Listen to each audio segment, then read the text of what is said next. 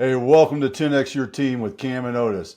We're a father-son leadership podcast where we talk with other lifelong learners about making an impact and solving big problems. And communication is a problem. It is a problem. And the other problem is what, Camden? What is the other Grizzlies standard rugby answer? Do you still remember? Got to protect the golden egg. Protect the golden egg. There we go, man. That was talk about being ingrained. I think it's probably because you heard it at least 3 times a day throughout every year of your rugby high school career, and then probably even into college when you'd come back and help me coach, right? So. Oh yeah, and then I know I use it all the time too. It's one of those. It's funny because it answers everything. It also doesn't answer anything. It's one of those funny answers, right? That's why I was such a great coach in rugby, because I didn't have to know anything about the game. I just knew what the standard answers would be, and that is protect the golden egg and communicate. And while we're talking about, if you do those two, you're in a good spot. Yeah, if you're 100% right. If you get those two right, man, and we're gonna have to write maybe an article about protecting the golden egg and what that means in business from rugby. That's one thing we haven't approached, because we have approached, and we're approaching it today, communications. And we were talking about communicating in the green room with our good friend Sam Pepin, because he's a multilingual guy, and I'm a trilingual guy. I'll try any language I can get down. Either I can't speak your language, or I learn how to order a beer in your language, and that's about as far as I can get. Sam, how you doing today, man? I'm doing absolutely fantastic. Thank you so much for having me on your show. Yeah, it's great to have you, and I love what you do. The space, the marketing space that you focus in is something I've always been curious about, and I'm fascinated by it, because it's getting inside the head of your clients, and not in a weird sort of way. Don't get me wrong, folks. It's understanding how to communicate. So what led you into the market space of marketing? Yeah, no, absolutely. I do a quick backstory on top of it. So I was born and raised in Montreal, Canada, in a French household, as you said, and that's my first language. And basically from the get-go, I was very distinguishable child. I used to be extremely socially awkward, just so you guys know. So I'm a very logical and left brain oriented. I like numbers. I like things that you can actually track and reflect on. So I had a very, very great gift of academia. I had a skill of learning that is way above the average person, and that served me a lot. That's cool. Obviously, I was able to graduate early with a 3-year degree in nutrition.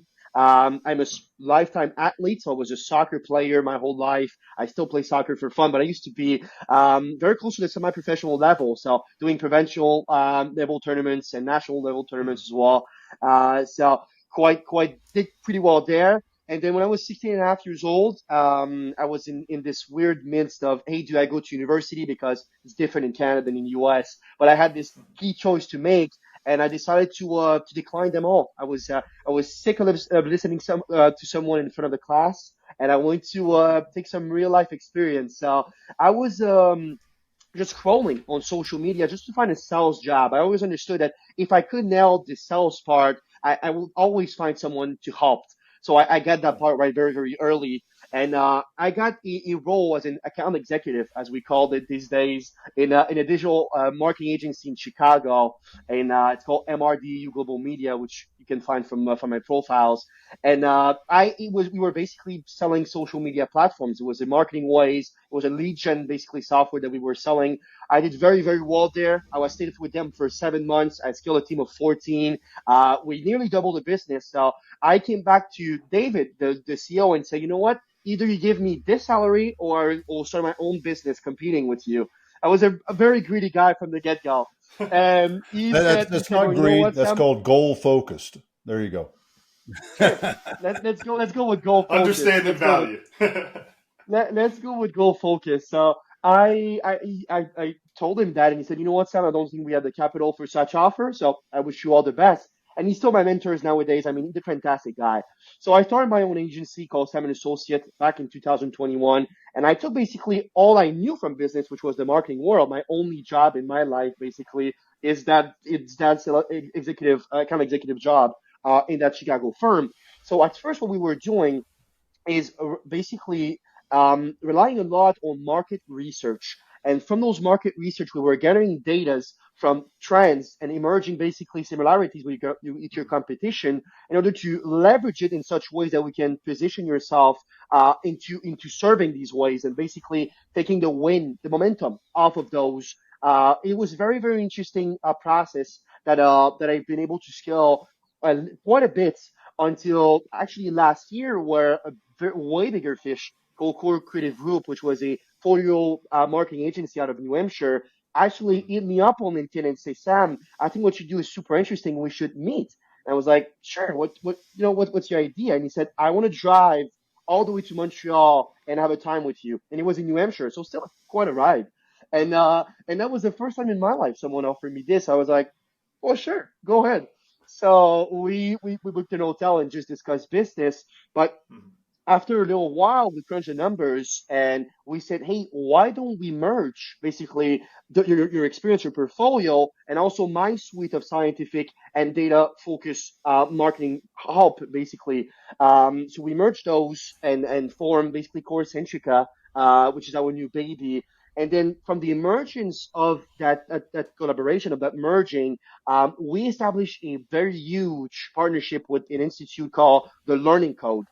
And that Learning Code Institute has basically creates a format called the Code 24. It's a science, it's a quantum leap in learning and changing behaviors to, I don't know how familiar you guys are with your beautiful brain, but in your frontal lobe, there's this very, very small part called the amygdala.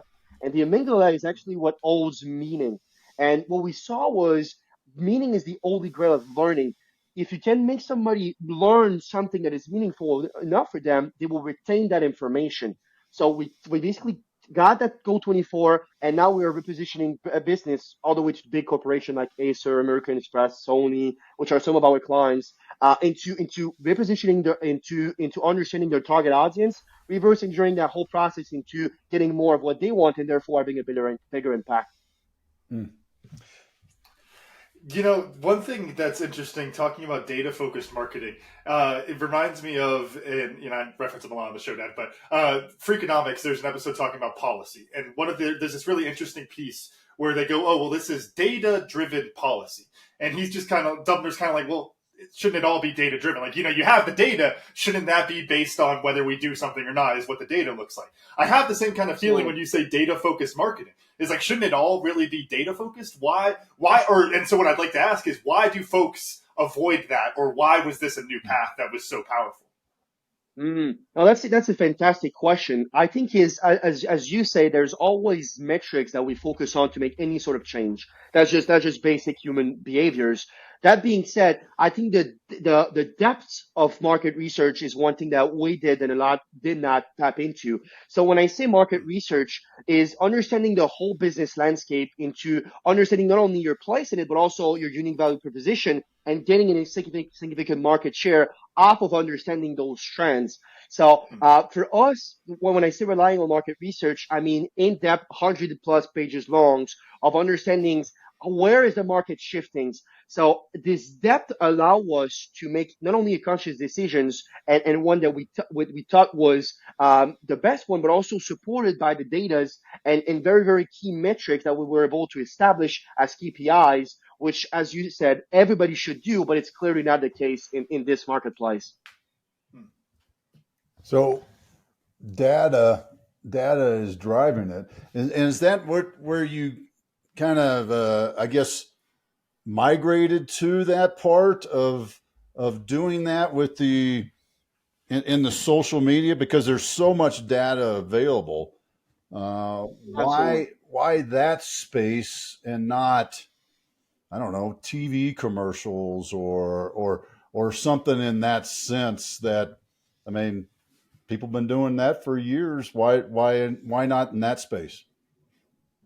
Absolutely. That's so basically what we saw from our key research is obviously I started to work with small businesses. You don't just start an agency and then work with Sony. Doesn't work like that. So we had to establish ourselves on a way smaller niche, and those were small businesses, small service-based businesses. That was the key niche at first.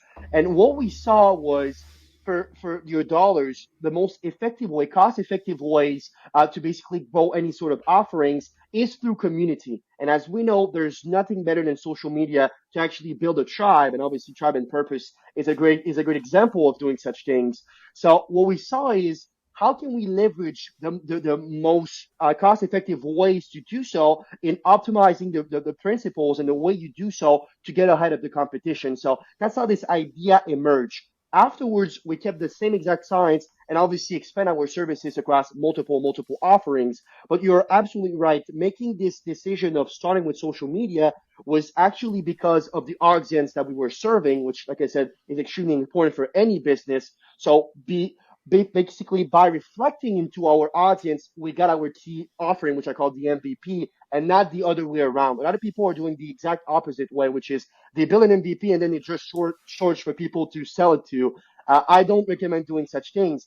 Find a gap in the market and afterwards build your MVP into solving that gap. And I promise you, it's way easier and more effective that way. All right. Since you I since think you did that, where'd you learn that? I mean, that's not something because I everybody wants to build their great idea, right? And if I've got this cool thing, this widget, everybody's going to want to buy it because I think it's really cool. Where did you get ah, that lesson to reverse that? That's no, that's an avid reader. So since I'm 13 years old, I read a book on entrepreneurship every single month. And most of the time I even read the same book twice. I'm a big believer in reading best quality book and not a number of them, just to say you read a number of them. So I read that from following the best minds in business. One of my key inspiration is Napoleon Hill, and you can find that in a lot of social posts that I started to make when I was very young. So obviously you have the Think and Grow Rich, but yeah, I think that even beyond that one, there's so many basically key resources out there of people putting basically displaying how they build great companies. And I think it's such an untapped niche, untapped source of information. Just understanding that, hey, these books that are built that basically serve as a way to transmit to the people how they build their own legacy, you can take that same knowledge and build your own basically story on top of that. And that's what I did a lot is just making sure that I went to the right people. I think that one thing that I always share with people is be careful of who you take advice from, right? Anyone can tell you, can give you an advice, but having the critical mind to take the right ones is actually the hardest part by far. So I went to what I consider being the greatest minds, studied them in depth, and afterwards that was how I reversed, basically entering the whole process into having this very specific conclusion. Yeah, I had heard that early on in my entrepreneurial journey as I think the term they used was, demand-driven business, demand-driven economics. So the idea of just going to where the demand is and figuring out how to meet that demand. One trap I've seen other businesses in this workshop that I was in where they talked about that fall into, and clearly you haven't, Sam, so I want to hear how you avoided this, which is the idea that I'm so focused on the demand that you kind of lose the heart of what you're trying to offer. You're too busy taking all of this different advice and trying to shape it to make it perfect for the demand that you wind up you never have a why behind it. You never have a product in the first place. So you make this thing that checks every box, but it sucks still somehow. Could you talk a little bit about avoiding that pitfall? Yeah, no, it's so interesting the way you said that. So actually, the marketing process that we have is four basically distinguishable phases. You have branding phase. Branding is your why. Why you are in business. Even before talking basically about who you're serving and how you get to them, that branding phase is by far the most important thing. That's how you build great companies. And obviously, this is a little bit talking about what you guys do and how it is so important. But the business foundation is non-negotiable. It's not because the demand is slightly shifting that now we're just reconstructing the whole company as a whole. That's not how you should see it. So once you're past that branding phase, when the foundation is laid out, the visibility bucket, which is the second step of that process, is basically how you get the right eyeballs on those branding assets. So now you know who you are, you know what you stand for. how do we basically understand what gaps can we fill basically, and how we can get to these people in a timely and cost effective manner. So yes, that you're totally right. Basically, demand marketing, if your sole purpose in life is just basically identifying that gap without any story, without any value attached to it, you become very shallow, right? And even in the way you will talk, that will be very, very clear that you're just reciting a generic kind of like format that you saw maybe on a market research somewhere somehow, right? So authenticity is the highest form of conversion of anything. It can be relationship conversion, can be any sort of conversion.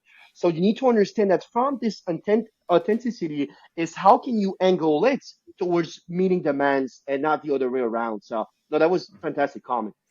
So talk to us about, because something you said earlier, which I think is a great advice for businesses. You start off in a very narrow niche, right?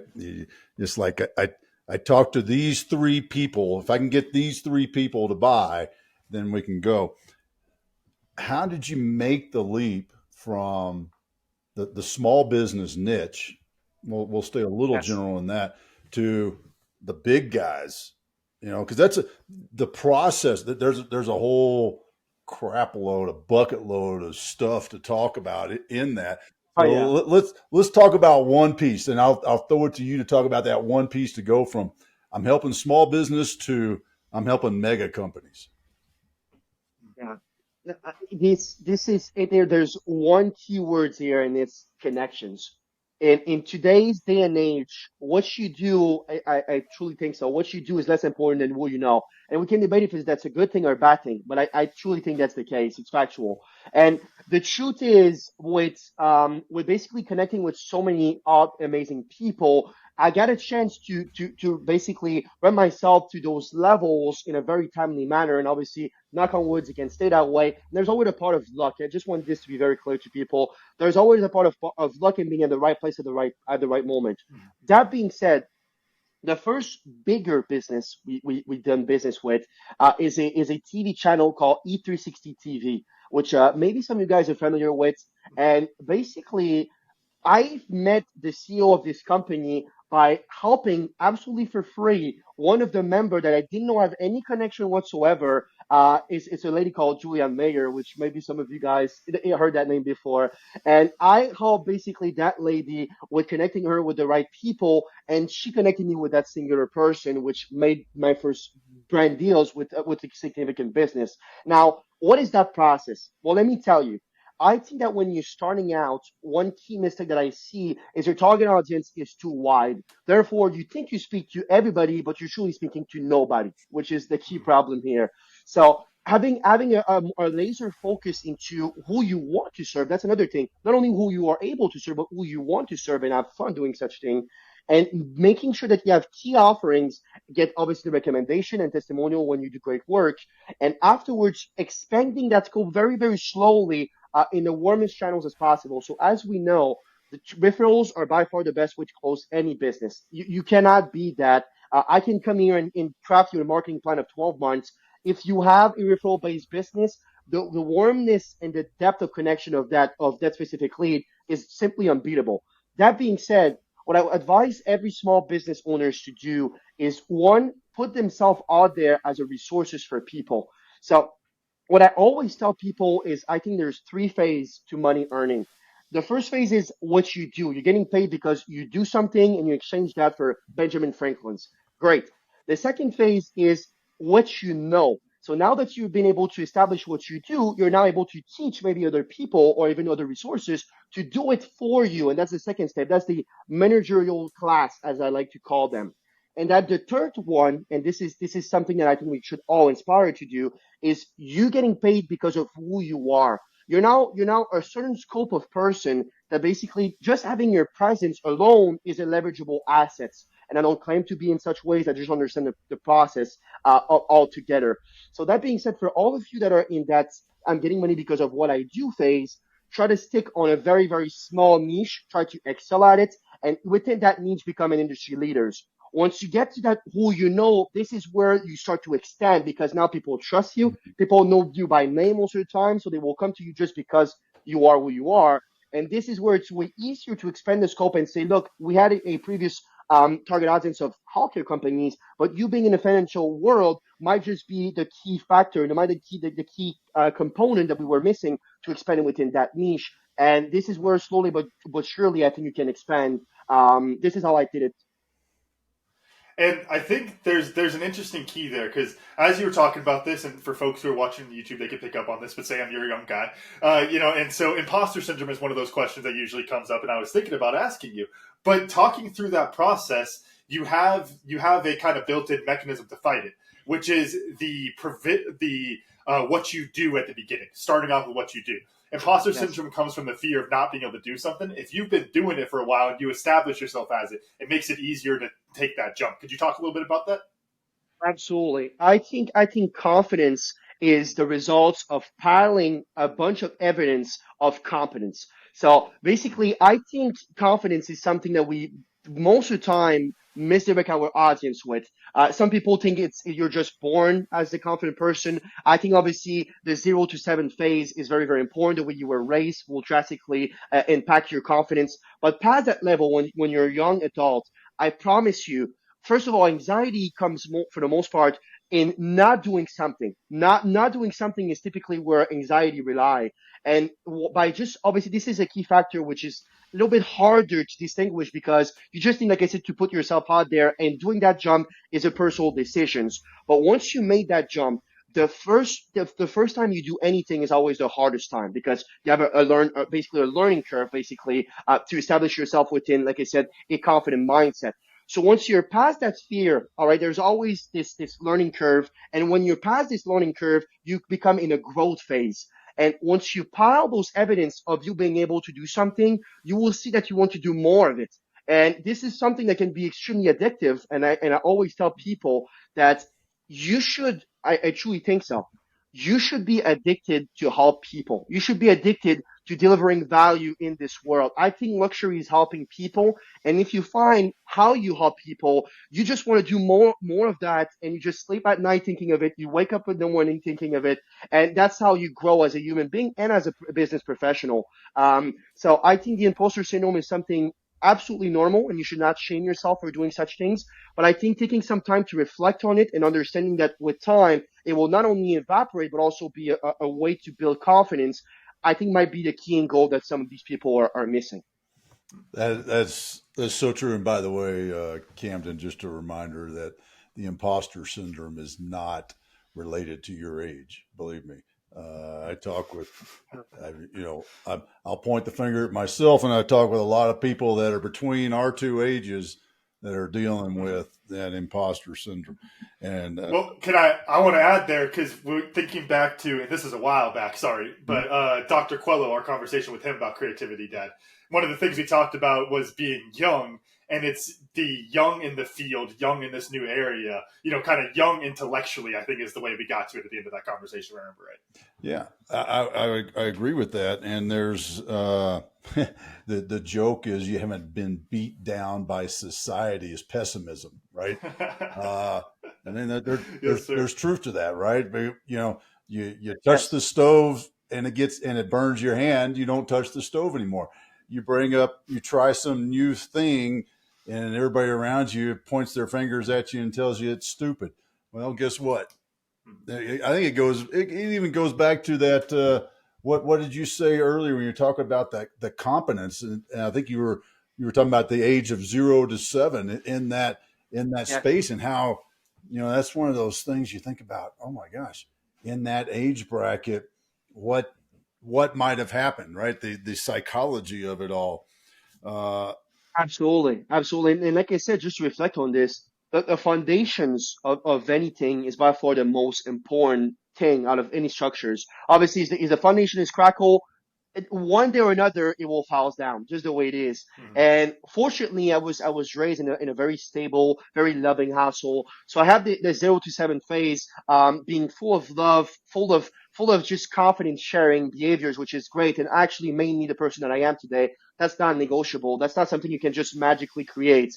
That being said, like I said, once you're past that phase and you're becoming more and more independent, this is where reflection, and also, like I said, getting past in this imposter syndrome by doing more of something that you know you can build confidence from is I think the easiest ticket to victory. It might be a laborious task, it might be arduous nonetheless, but I think it will be the easiest in that specific category. Let's talk about. We're going to call this, Camden. We'll call this the Seth syndrome. So the Seth syndrome, Seth, we love you, brother. You're like a son to me, so don't take this wrong. But the Seth syndrome is this: I am naturally gifted at what I do. I can.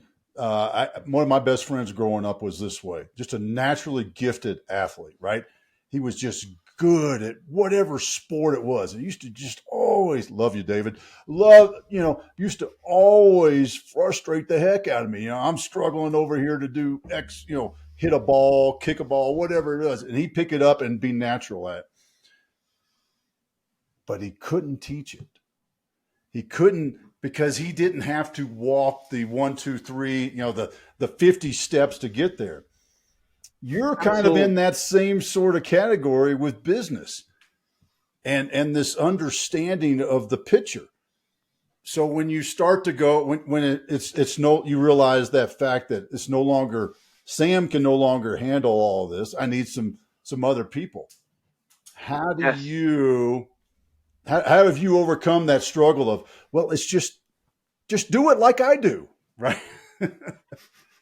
Now that's an impressive question. So yes, I absolutely had this issue, and I still do. I think when it's so natural for you, teaching it is way harder, and we saw that with professional athletes. Some of the most impressive athletes are terrible coaches. Ask Wayne Gretzky, for example, or Maurice Richard.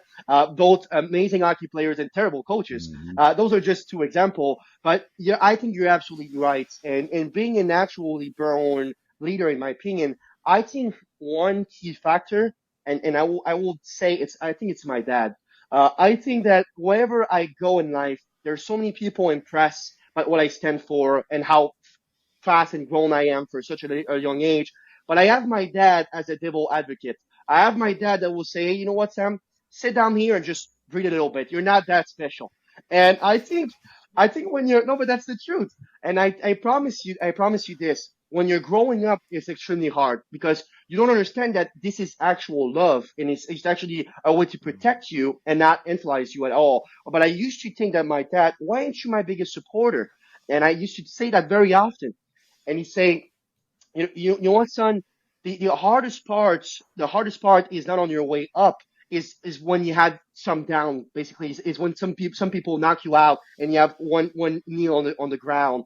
And I'm simply preparing you for such event to happen, because you can ride the wave as long as you wish, but I promise you there will be at one point one punch that will knock you down. And if you only welcome nothing but praise, coming back from that event will be way harder.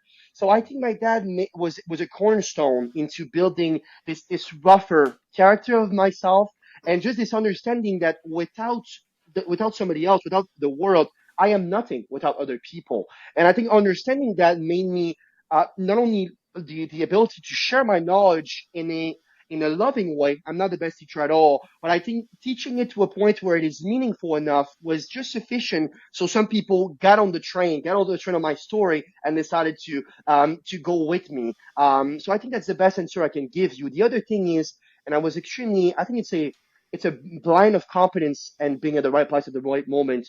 But all my life, I had people that truly believed in me. Mm. And maybe it's the way I portray myself. Maybe it's the way I talk. It might be a whole bunch of these things combined as well. But I have always some very seasoned professional that came to me and he said, you know what, Sam, I think you will be special. I will give you a chance if you help me. Let me get you to the next level. And I was always welcoming these offers with open hands. And sometimes I get burned, and that's fine. You learn from these. But I'd say 90% of those were life-changing experiences where I exchanged my time at the time where it was not very valuable because I was just starting out.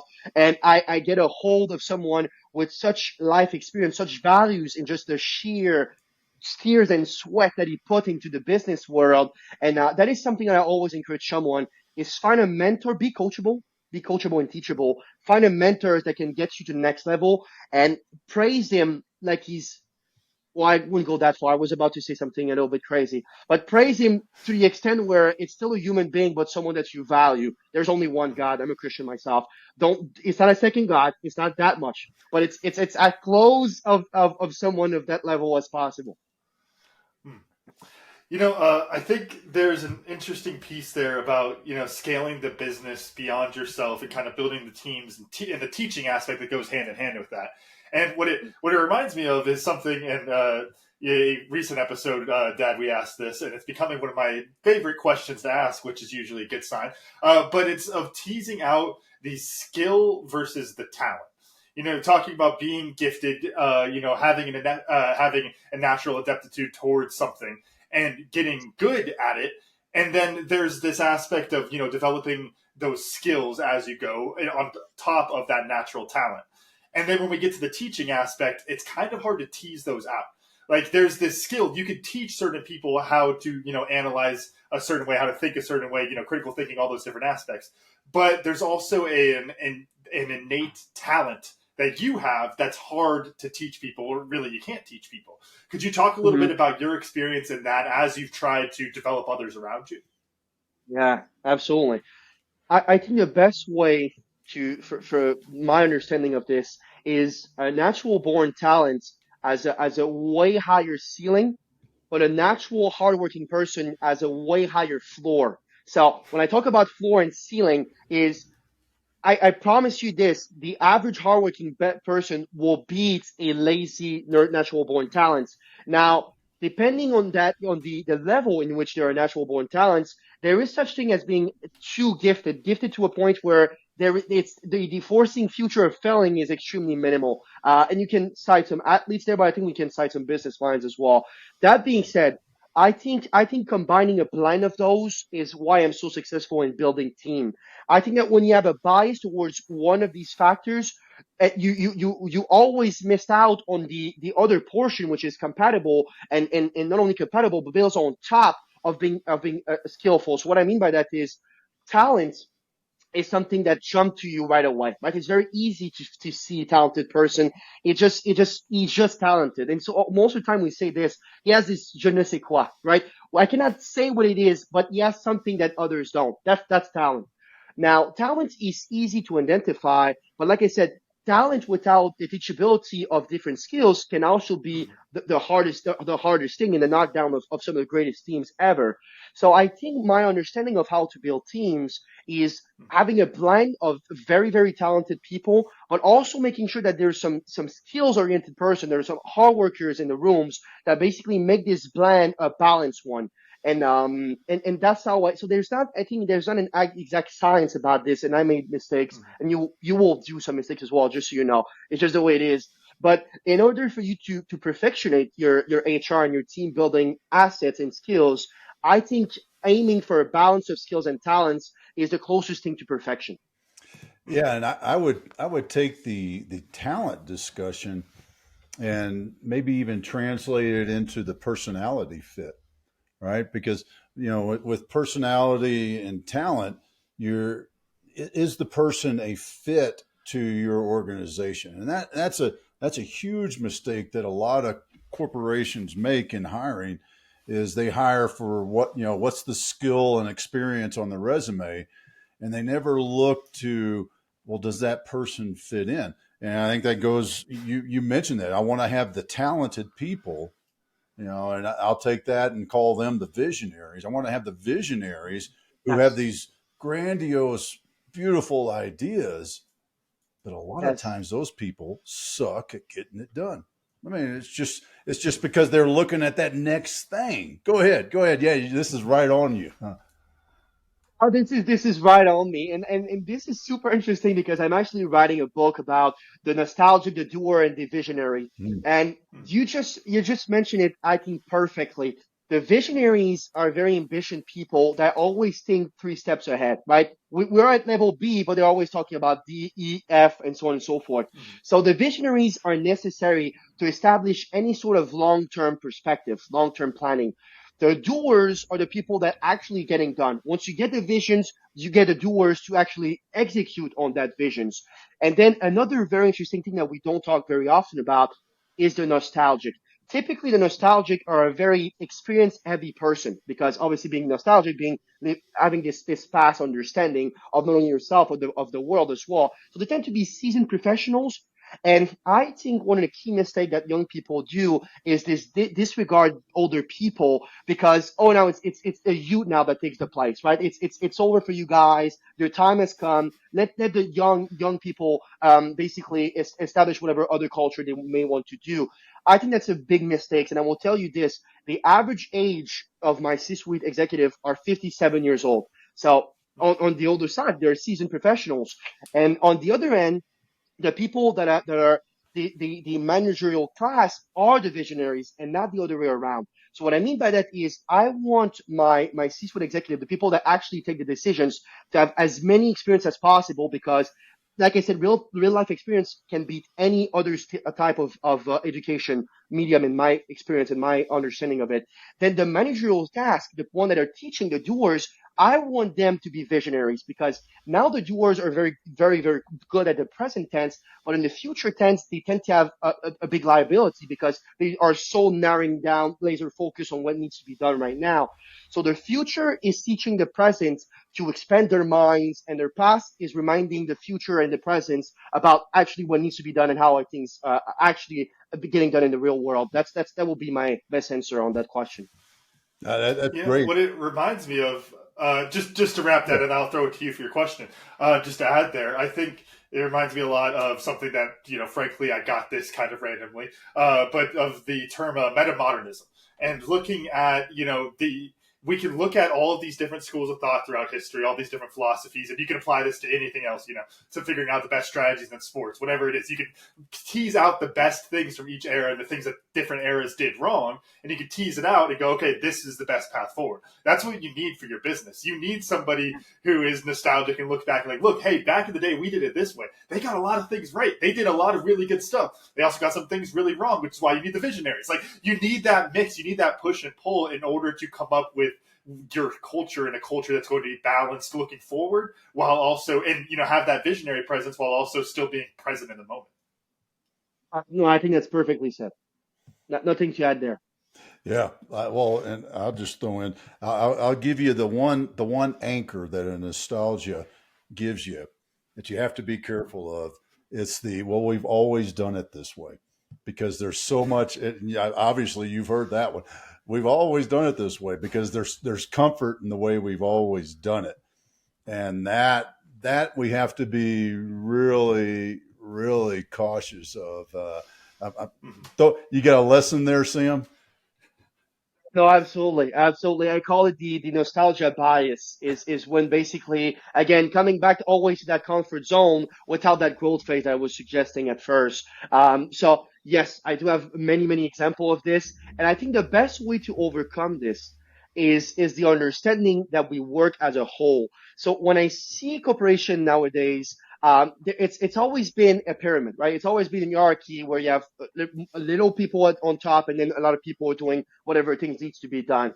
And I'm teaching some things that this is very, very hard to fully grasp in such little time, but I'm teaching some things as a circular organization. And a circular organization is the understanding that I need you for me to succeed, and you need me for you to succeed. So I think that getting past those biases is way easier when we collaborate on it and actually sit down and make a conscious decision than going against it because, oh no, it's so cliche. Let's not even go there. No, let's go there, establish what the truth that is old within that conclusion, and then revamp it with the other assets that we have within the team. So yes, absolutely. I think it's a matter of collaborating and not going against it, especially when they are ingrained in your personality. So let's say you're 60 years old. If you've done something for 30 years, the likelihood of you changing in a simple conversation is impossible. It is absolutely zero. So it will take way more time for someone that is 60 years old to switch their angle because they're so used to being in that comfort zone. For example, in comparison to myself, which is I'm a 19-year-old and I have everything to learn. So that being said, I think, like I said, leveraging everyone's lane of genius, that's how I call it, is the way you get over those biases. You know what it reminds me of is you use the word cliche, and I think this comes up a lot, whether in all sorts of areas, because there's so many different types of cliches out there. But cliches Oh are a yeah. cliche for a reason. There's a reason that people have been saying that for 200 years. It might be really stupid where it came from or something, or there might be some weird tied to some other thing or some whatever. But it's like there's a core there. Like one that always comes to mind talking about metamodernism is like saying "bless you" to somebody when they sneeze. And it's like, well, technically that goes back to they thought a spirit was coming out and demons. And it's like, all right. Yes. Well, obviously not that, but Sam, we are here right now. And it seems like a nice thing for me to say to you when you sneeze. And it's like, okay, hey, we teased out all the different stuff. We applied it to where we're at now and see what actually makes sense with it. And I think that's the kind of balance you have to have with the nostalgic aspect. Yeah, absolutely. There's never a fire without smoke. So if everybody tells you something, it might be wrong, but it must hold some truths one day or at one time. So yes, I totally agree. The other thing I was thinking about that you said the circular organization, and that's true leadership is what that is. Whether you call it a circular organization or a hierarchical organization, or my boss from years ago, the team of teams, Stan McChrystal, and having a very, very flat organization.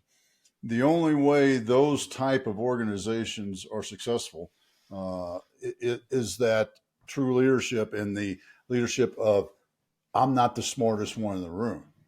I'm the one who makes the decision, but that doesn't mean I know the most.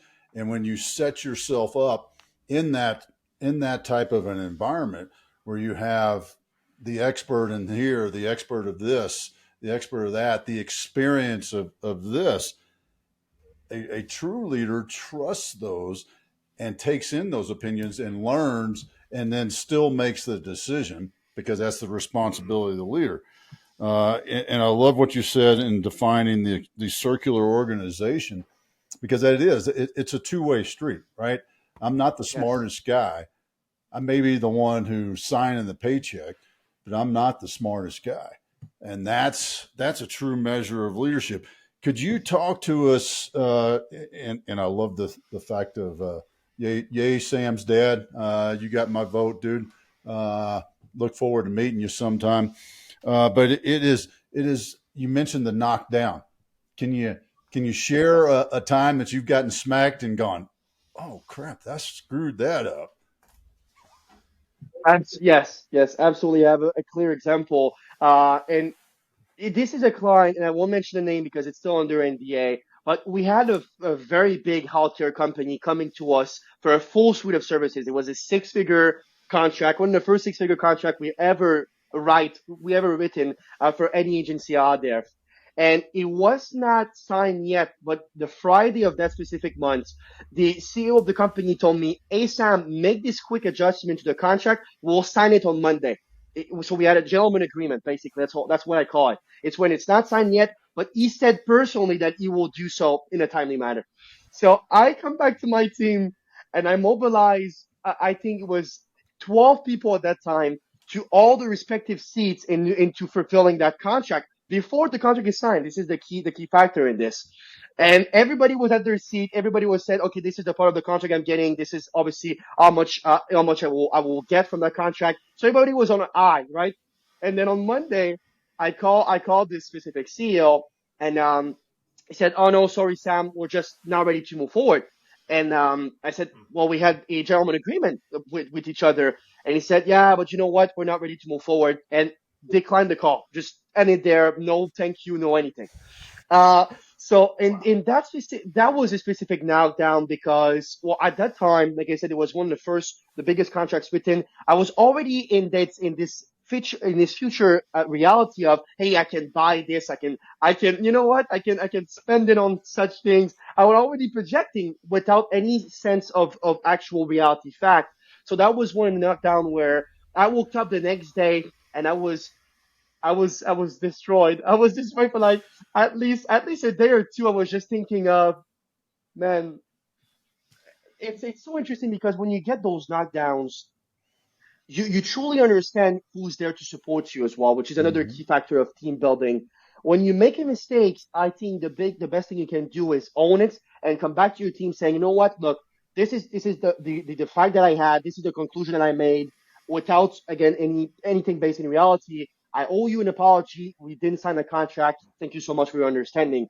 And I came back to them not a week after, not 2 weeks after, 3 hours after that call. I said, you know what, team, I promise you, and I don't want you to be a pessimist here, but they won't sign that contract. Let's move forward. We have other people in the timeline, and let's take the time to actually serve the people that want our services. But that was one of those situations where I felt a sense of, I wasn't enough.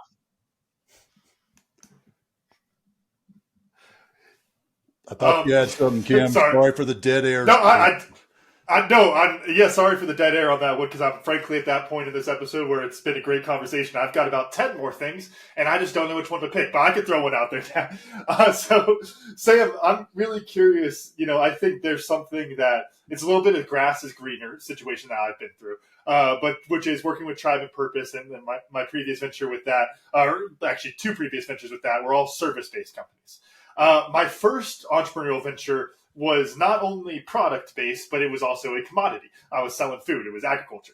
And so it's like, I always look back on it with these rose-colored glasses. It's like, it is so easy to sell people vegetables because everybody eats vegetables. So they're right here. It looks good. It tastes good. Here you go. And it makes it this really easy sale process. Plus, you add in, it costs like $1 for a head of lettuce or whatever it is. It's a very, very easy sales and marketing process.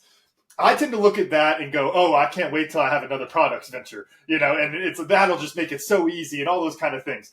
What are your thoughts of marketing products versus services? Is there a preference there, or what are your thoughts there? Yeah. Yeah, no, that's very interesting. So I have an extensive experience on service-based, like I was telling you. So I see that right now, the people that come to us, 90 to 95% of the time, they are service-based. That being said, there is a clear distinction between a product and a service. And that clear description is that no matter how good you are at describing your services, there's nothing beating actually physically having a product that you can hold, touch, smells, and so on and so forth. So on the description side of things, and one thing that we know from market research as well, the understanding of how your product or services basically benefit the end user is one of the key driving factor of overall sales. So in that specific key metrics, right, it's way easier because, like you said, a product is based in reality. It's very easy to sell in a way that you can, again, all your senses are adapting to what it is, and it's clearer to understand what it does, and so on and so forth. Now, the interesting thing is marketing wise, and that happened a lot with products, especially. The differentiation between your product and every other ones in the marketplace is even more important. And what I mean by that is, let's take a comment. Let's take scissors as an example. Let's say you have the best scissors in the world. Well, the understanding that they are scissors and they can cut through things, that's a very easy one. But the understanding that they are the best in the world, that's a way harder fact to actually prove. So basically, what we saw from on a product basis is the understanding of, first of all, back up the claims you're making, because that can have huge compliances, hurdle, basically hassle, if you don't do the things that you mentioned you can do. That's the first thing. But second of all, on the marketing side of things, having a clear understanding of not only what she stands for, but your product has to be unique in every possible way. What I mean by that is, even if it's a common product, a common commodity, and even in the food business, for example, it's super hard because there's so many people obviously selling such things. Your understanding that you need to be more than the actual product is even more important. Why you do such things? Why your lettuce, for example, out of lettuce, is best? Is it because some of the funds are getting to charity? Is it because what you stands for? Is it because of the company history? Whatever that might be, you need to be even clearer on that why purpose when you're advertising a product. And this is what is super hard, in my opinion, in the coal market. And yeah, I would say that the main distinction. That being said, where I think the service problem relies for most people is this misunderstanding again of demand. So what I think happens with a lot of people is they have a service that think they are absolutely awesome and astonishing, but they did not evaluate any end user that can benefit from such product. So they're trying to basically create a volatile, a non-existing demand that is not currently in the market, and that is extremely hard. I think that's the hardest thing you can do in business, and this is why I don't recommend it for anyone. So I think that's in that specific metric, service is harder than product because it's way less clear of the descriptions and who it serves or may be able to serve. I'll agree with that 100%. I could much easier convince somebody to buy a widget than, well, let me make you a better leader, right? That's Yes. Yes, it is. It is simpler on paper, and then this is obviously disregarding margins that is typically way higher in the service-based business. So there's a lot of other things to keep in mind, but just on the traditional sales purposes, a product will always be easier. yeah. I mean, why the heck do we all go to Walmart? We ain't buying leadership at Walmart, right?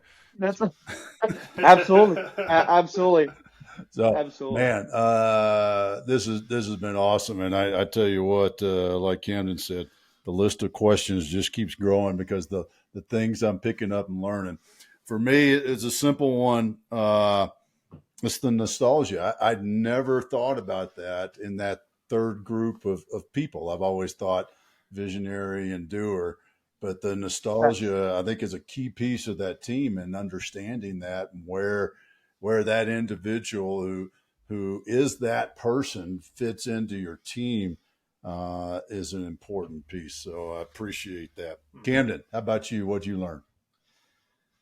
Yeah, I think for me it was the balancing of the skills and talents and the kind of approach of like you do want the people who are naturally talented on your team, but you also want people who are just developing those skills so they can feed off each other. And I got a quick funny example of that I know I've referenced the show before, but one of my favorite shows, BoJack Horseman. There's this crazy side plot where they are starting a business and it is dentist clowns. And it's, clowns who are dentists. And they go, well, is it easier if we get clowns and make them dentists, or do we get dentists and make them clowns? And what they do is they get half dentists, half clowns, and they meet in the middle. And it's like, look, as funny as that is, and as ridiculous as a dentist clown business is, there's a lot of truth to that. Of if you're trying to select between those two things and you need both of them, select for half and the other half, and then get them to collaborate with each other. All right. Well, you didn't think I was going to pull that one out, huh? Dennis, yeah. All right. Sam, how about you? What'd you learn, man?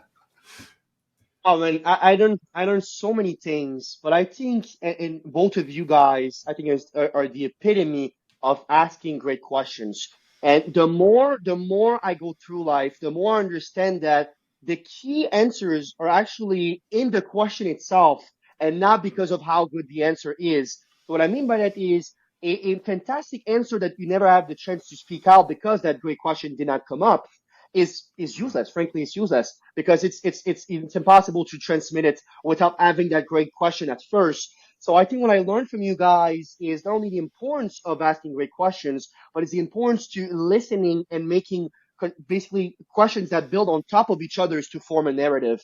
And this is very key to my heart and very valuable. So thank you so much. Awesome. Sam, how do folks find you, learn more about Sam and Associates? Yes, absolutely. Well, I am very, very present on LinkedIn, so you can find me. I never use this platform. Let me actually try to, yes, use the chat. There it is. You can find me right there. That'll be the greatest way to connect with me further. You can also call me at this specific number. I always like to talk with some folks. I always say I'm never too busy to meet someone new. So just try it out, and maybe we just knock it up the park and make greatness happen. Here's my number, and then typical email. Obviously, some people basically better like the professional settings. So if you want my email, there it is. That's the best one. And I'll welcome any ideas, any requests of any realms, selling, non-selling. I don't care at all about these things. Tell me more about yourself and how we can better the world. Awesome. And maybe even discuss some strategies on the soccer pitch, right? Absolutely, absolutely. And that being said, I know you guys have a whole bunch of other questions. If you want to have me back, it'd be absolutely lovely. It was a wonderful time. So thank you so much for everything. Awesome. Thank you so much, Sam. Great having you here today.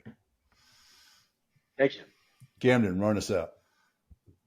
All right. Thank you all for listening to today's episode of 10X Your Team with Cam and Otis, and a special thanks to our guest, Sam Pepin, for joining us today. Remember, you can watch full episodes of the show on YouTube at 10X Your Team. And if you enjoyed today's episode, please make sure to pass it along to other lifelong learners in your tribe so they can enjoy it too. Follow us on Facebook, Instagram, and LinkedIn. As always, the full archive of episodes available at www.10xyourteam.net. Thanks again. We'll see you all next time.